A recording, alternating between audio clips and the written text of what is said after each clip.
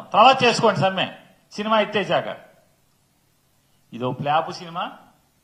రాబోయే ఫ్లాప్ సినిమాకి మళ్ళీ జైలు వేస్తాం, ఆ వేస్తాం, ఈ వేస్తాం అని కోడలకి బుద్ధి చెప్పి అత్త తెడ్డు నాకింది అని చెప్తారు మూటు సామెత. అట్లా పవన్ కళ్యాణ్ గారు అధికారంలో ఉంటే ఒక భాష, వెనకటికి పరశూరు గోపాలకృష్ణ గారు డైలాగులు ఉండేవి, అదైతే ఇది రాసుకో, ఇదైతే అది రాసుకోమని. వీళ్ళు కూడా అంతే, పవన్ కళ్యాణ్ ముఠా కూడా అప్పుడు అది రాసుకో, ఇప్పుడు ఇది రాసుకో.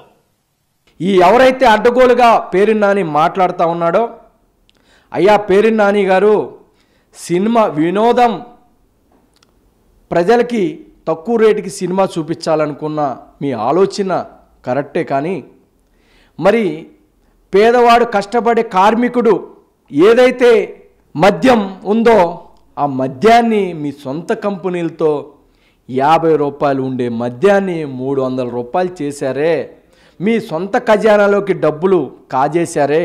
మరి అప్పుడు పేద ప్రజల మీద ఎందుకు లేదా అని మేము అడుగుతూ ఉన్నాం. ప్రేమ ఎందుకు లేదా అని అడుగుతూ ఉన్నాం.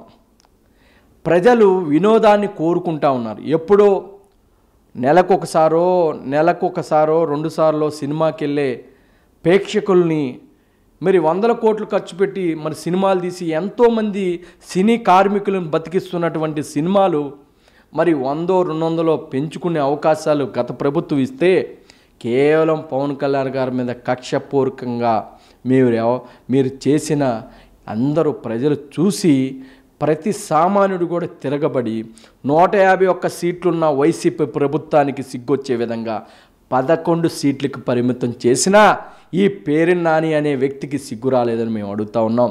అయ్యా పేరిని నాని గారు, మీరు సినిమాల మీద చూపించే మక్కువ సామాన్యుల ప్రజల మీద చూపిస్తే మీరు కనీసం ప్రతిపక్ష హోదాలో అన్నా మీరు ఉండేవాళ్ళు. మళ్ళీ అలాంటి ప్రతిపక్ష హోదా కూడా లేకుండా చేసిన ప్రజలకి మీరు ఇంకేం న్యాయం చేస్తారని మేము అడుగుతూ ఉన్నాం. నువ్వు అడుగుతూ ఉన్నావు మరి గత ప్రభుత్వంలో పవన్ కళ్యాణ్ గారు ఇలా మాట్లాడారు, ఇప్పుడు ఇలా పవన్ కళ్యాణ్ గారు ఎప్పుడు ఒకేలాగా ఉంటారు, ఒకే మాట మీద ఉంటారు. మీరు ఈరోజు మేము ఒకటే చెప్తా ఉన్నాం, ఈరోజు పవన్ కళ్యాణ్ గారి సినిమా రిలీజ్ ముందు మీకు గుర్తుకొచ్చినాయని మేము అడుగుతూ ఉన్నాం థియేటర్ల యాజమాన్యాన్ని కూడా. మరి కొంతమంది కావాలని వైసీపీ కుట్రలో కొంతమంది కావాలని రాజకీయంగా తొక్కలేక పవన్ కళ్యాణ్ గారు రాజకీయాల్లోకి వచ్చి ఇన్ని సంవత్సరాలైన అధికారంలోకి వచ్చి 1 year అయినప్పటికి కూడా ఎక్కడ అవినీతి చేయకుండా మంచి పరిపాలన అందిస్తున్నాడు. ఇలాగే కానీ ఇంకా 4 సంవత్సరాలు కొనసాగితే రానున్న రోజుల్లో పవన్ కళ్యాణ్ గారిని వేరు చేయలేం. రాజకీయాల్లో పవన్ కళ్యాణ్ గారు ఒక ఉన్నతమైన స్థాయికి వెళ్తాడని కుతంత్రాలతో కుట్రలతో కావాలని ఆయనకున్న వనరులు ఏదైతే ఆర్థికంగా సినిమా రంగం నుంచి ఆయన ఆదాయమే సినిమాలుగా తీస్తున్నటువంటి పవన్ కళ్యాణ్ గారిని దెబ్బ కొట్టే విధంగా పవన్ కళ్యాణ్ గారి సినిమా ఏ ప్రొడ్యూసర్ కూడా ఇక రానున్న రోజుల్లో తీయకుండా ఉండటం కోసం కావాలని 100 కోట్లు ఖర్చు పెట్టిన వీరమల్లు సినిమాని అడ్డుకోవాలని ఒక కుతంత్రమైన ఆలోచనతో కొంతమంది వైసీపీ నాయకులతో చేరి మరి పవన్ కళ్యాణ్ గారి సినిమాలను అడ్డుకోవాలంటే రాష్ట్రం ఉన్న ప్రజలు కాదు, దేశంలో ఉన్న ప్రజలు కూడా ఎవరు ఊరుకునే పరిస్థితి లేదు. సినీ అభిమానిగా, సినీ నాయకుడిగా ఎప్పుడైతే సినీ రంగం నుంచి వచ్చిన పవన్ కళ్యాణ్ గారు ఆయన వచ్చిన మూలాలు, ఆయన ఎదిగిన విధానం ఎప్పుడు కూడా సినిమా పరిశ్రమని బాగుండాలి, సినిమా వాళ్ళకి మంచి జరగాలి, సినిమా వాళ్ళు ప్రపంచానికి ఒక ఆదర్శంగా ఏదైనా వాళ్ళు తీసే సినిమాలు కానీ మోటివేట్గా యువత కానీ రానున్న రోజుల్లో మంచిగా ఈ సమాజంలో మంచి మార్పులు తెచ్చే విధంగా ఆ సినిమాలు తీయాలనే ఒక ఆలోచనతో ఆయన ప్రతి సినిమా కూడా ప్రజల్ని మోటివేట్ చేసే విధానంగా ఆయన సినిమాలు ఉంటాయి. కాబట్టి అలాంటి నాయకత్వాన్ని ఈ ప్రజలు కోరుకుంటున్నారు. ఆయన సినిమాలు ఆపే దమ్ము ధైర్యం మీకెవరికి లేదని మేము హెచ్చరిస్తూ ఉన్నాం. ఏం రత్నం గారు చాలా ఓపికగా అంటే ఈ సినిమా ఎలానే బయటికి తీసుకురావాలి, హరహర వీరమల్లు అనేది ఒక డ్రీమ్ ప్రాజెక్ట్ కింద ఉండాలి అని చెప్పని ఆయన ఎంతో నష్టాన్ని భరిస్తా 5 సంవత్సరాల నుంచి ఈ సినిమా తీస్తే ఈరోజు ఒక రిలీజ్ టైంకి వచ్చేటప్పుడు ఒక పనికిరమాలని కుక్కల్లాంటి ఈ పేర్నాని వ్యక్తులు ఎలా మాట్లాడుతున్నారంటే, ఒక సినిమాటోగ్రఫీ మంత్రిగా, మాజీ సినిమాటోగ్రఫీ మంత్రిగా చేసిన పేర్నానికి నిజంగా బుద్ధి ఉందా? అసలు అది ఆ మనిషిగా కడుపుకి అన్నం తింటున్నాడా గడ్డి తింటున్నాడు నాకు అర్థం కావట్లే. ఇండస్ట్రీ చచ్చిపోతుంది అని గగ్గోలు పెడుతున్న టైంలో సినిమా రిలీజ్ అవ్వకముందే, అంటే 5 సంవత్సరాల నుంచి అక్కడ ఆ టీంలో ఉన్న ఎంతమంది ఉంటారు, కొన్ని వందల మంది. మాది ఒక చిన్న యూనిటే, ఒక 60-70 మంది యూనిట్ ఉన్న మేమే ఒక రోజు ఈ సినిమా ఇప్పుడు దాకా ఇలా ఖర్చు అవుతుంది, సో రేపు సినిమా ఎలా ఉంటుంది ఏంటనే టెన్షన్ పడే పరిస్థితిలో కొన్ని వందల మంది యూనిట్తో ఉన్న పరిస్థితి, 5 సంవత్సరాల నుంచి వాళ్ళ పోషణ బాధ్యత వచ్చి ఏదన్నా సరే ప్రొడక్షన్ చూసుకున్న పరిస్థితిలో ఒక సినిమా అంటే ఎన్నో సినిమా అనేది పురిటి నొప్పులు పడి బయటకు వస్తుంది అనేది ఒక సామెత ఉంది, ఒక మాట ఉంది. నిజంగా అన్నే పురిటి నొప్పులు పడి బయటకు వస్తున్న పరిస్థితుల్లో ఇంకా పుట్టని పసికందుని పీక పిసికి చంపేస్తారా అన్నట్టుగా పేర్నాని యొక్క వ్యాఖ్యలు, ఒక మాజీ సినిమాటోగ్రఫీ మంత్రిగా ఉన్న పేర్నాని అలాంటి వ్యాఖ్యలు మాట్లాడడం అనేది చాలా దారుణం. ఎందుకంటే ఇండస్ట్రీ చచ్చిపోతున్న టైంలో, ఇలాంటి టైంలో హీరోలు వచ్చి ఇవన్నీ చేస్తున్నారు, ఇండస్ట్రీని బతికిస్తున్నారు. వాళ్ళు బతకడంతో పాటు కొన్ని వందల మంది, వేల మందిని యూనిట్లో బతికిస్తున్నారు, ఇన్ని సంవత్సరాల పాటు వాళ్ళకి ఉపాధి కల్పిస్తున్నారు. ఇవన్నీ పక్కన పెట్టేసి సినిమా ఫ్లాప్ అంటే ఒక నెగిటివ్ థాట్ తీసుకొచ్చేస్తే ఆ నిర్మాత ఇంకా అసలు ఏ సినిమాలు తీయకూడదు. నెగిటివ్ థాట్తో ఈ పెట్టిన 5 సంవత్సరాల నుంచి పెట్టిన పెట్టుబడి పోద్ది. ఇంకా అతను అంటే ఏం రత్నం గారు అయితే ఎలాగైనా ధైర్యం చేసి ముందుకెళ్తారు, కానీ ఆ చిన్న నిర్మాతలు అసలు రావడానికి భయపడతారు కదా. ఏంటి పవన్ కళ్యాణ్ గారు లాంటి సినిమానే ఈ స్థాయిగా ఈ రకంగా ఇంత ఇబ్బంది పెడుతుంటే ఇంకా కొత్త ప్రొడక్షన్ ఎక్కడ వస్తుంది, కొత్త నిర్మాతలు మాలాంటి వాళ్ళకి ఇంకా స్ఫూర్తి ఎక్కడ ఉంటుంది? అంటే ఇవన్నీ కూడా అసలు వైసీపీకి సంబంధం లేని అంశాన్ని పేర్నాని తీసుకొచ్చాడంటే ఇతనెంత వాటాలు తీసుకున్నాడు ఎదుటి వాళ్ళ దగ్గర, ఇంకా మనం ఆలోచించాల్సి వస్తుంది ఇక్కడ. కానీ పవన్ కళ్యాణ్ గారి విషయం చూస్తే అటు ఇప్పుడు గవర్నమెంట్లో ఉన్నప్పుడు పోరాటమే, లేనప్పుడు ఆయన సినిమాల విషయంగా పోరాటమే అన్నట్టుగా అలా క్రియేట్ చేస్తున్నారు. కానీ హరహర వీలమలు 100% ఏదైతే ఏం రత్నం గారు ఒక ఆలోచనతో ఒక ఊహతో తెరకెచ్చిపోతున్నారో అంతకు మించి ఆడుతుంది ఖచ్చితంగా. ఈ 5 సంవత్సరాల నుంచి పడిన కష్టం అంతా కూడా ఆయనకి ఒక హ్యాపీనెస్ అయితే మిగులుతుంది. ఇవన్నీ కూడా ఏంటంటే దిష్టి లాంటివి. సినిమా రిలీజ్ అయ్యే ముందు ఇవన్నీ దిష్టి బొమ్మలాగా మనం ఏదైతే దిష్టి తీస్తాం కదా, అలాగా ఈ పేర్నాని మిగతా బ్యాక్ ఎండ్గా ఉండి సినిమా మీద కుట్రలు పన్నుతున్న వాళ్ళందరినీ కూడా దిష్టి తీసి అవతల పడేస్తాము. ఖచ్చితంగా పవన్ కళ్యాణ్ గారు అంతే, బూడిద గుమ్మడికాయలు దిష్టిలు ఇవన్నీ తీసేసి పక్కన పడేయటమే. దీంట్లో అయితే ఎటువంటి తేడా లేదు. అందులోనూ ఇలాంటి జరగడం వల్ల ఒక మంచి జరిగిద్ది అన్నట్టుగా ఈ అంశం తెరక మీద రాగానే ఏదైతే ఒక ప్రేక్షకుడు ఆలోచించే విధానం, అంటే ఒక సినిమా ఎంతో కష్టపడి తీస్తున్నప్పటికీ కూడా థియేటర్లో ఈరోజు ఆడని పరిస్థితి. ఎందుకంటే అన్ని మల్టీప్లెక్స్లు అయిపోయినాయి, ఏది నార్మల్ థియేటర్ అనేది లేదు. మల్టీప్లెక్స్లకి వెళ్ళాలి అంటే ఒక కుటుంబం ఈరోజు ఉన్న ఆర్థిక పరిస్థితులు బట్టి మనం చూస్తే ఒక 25,000 ఒక 30,000 40,000 సంపాదించే ఉద్యోగస్తుడు మల్టీప్లెక్స్కి వెళ్ళి ఒక 4 కుటుంబంతో సినిమా చూడాలంటే అతని వల్ల కాని పరిస్థితి.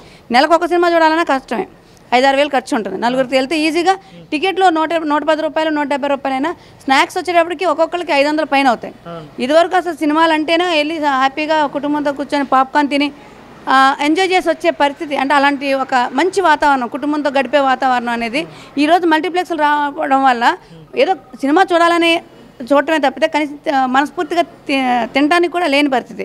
ఎందుకంటే ఈ వాటర్ బాటిల్స్ అవ్వచ్చు, లేకపోతే కూల్ డ్రింక్స్ అవ్వచ్చు, లేదంటే పాప్కార్న్స్, లేదా సైడ్ డిష్ ఏమైనా కూడా అన్నీ కూడా భారీ రేట్లు. అంటే 10 రూపాయల నుంచి 200 రేషియోలో 1:20 రేషియోలో ఉండడం వల్ల ఇలాంటి ఇబ్బందులు వచ్చే పరిస్థితి ఉంది.